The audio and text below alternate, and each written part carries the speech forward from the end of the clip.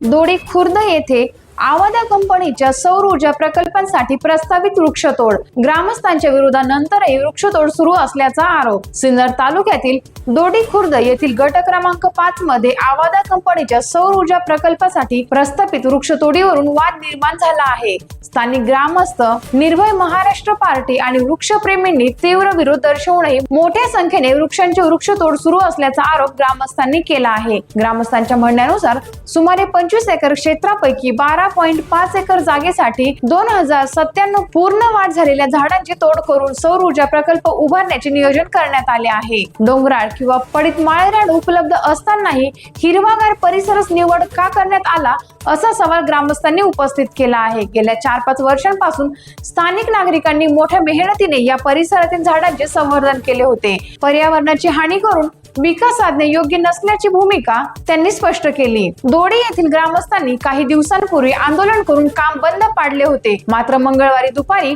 कंपनीने जेसीबीच्या सहाय्याने मोठ्या प्रमाणात वृक्षतोड केल्याचा आरोप ग्रामस्थांनी केला आहे। या घटनेमुळे परिसरात संतापाचे वातावरण निर्माण झाले असून ग्रामस्थांनी पुन्हा एकत्र येऊन या कृतीचा तीव्र निषेध नोंदविला आहे। दरम्यान वन विभाग व महसूल विभागाने वृक्षतोड तात्काळ थांबवून सौर ऊर्जा प्रकल्पासाठी पर्यायी जागा उपलब्ध करून द्यावी, तसेच पूर्ण वाढ झालेल्या वृक्षांची कत्तल थांबवावी, अशी मागणी ग्रामस्थ, निर्भय महाराष्ट्र पार्टी व वृक्षप्रेमींनी केली आहे। आवश्यकता भासल्यास तीव्र आंदोलन छेडण्याचा इशाराही यावेळी देण्यात आला। दरम्यान या प्रकरणावर आवादा कंपनीकडून तसेच संबंधित शासकीय विभागाकडून अद्याप कोणतीही अधिकृत भूमिका स्पष्ट करण्यात आलेली नाही। त्यामुळे या प्रकरणाची पुढील दिशा काय राहणार याकडे परिसरातील नागरिकांचे लक्ष लागले आहे। टाइम्स ऑफ महाराष्ट्रसाठी सिन्नर तालुका प्रतिनिधी नवनाथ आव्हाड यांचा रिपोर्ट।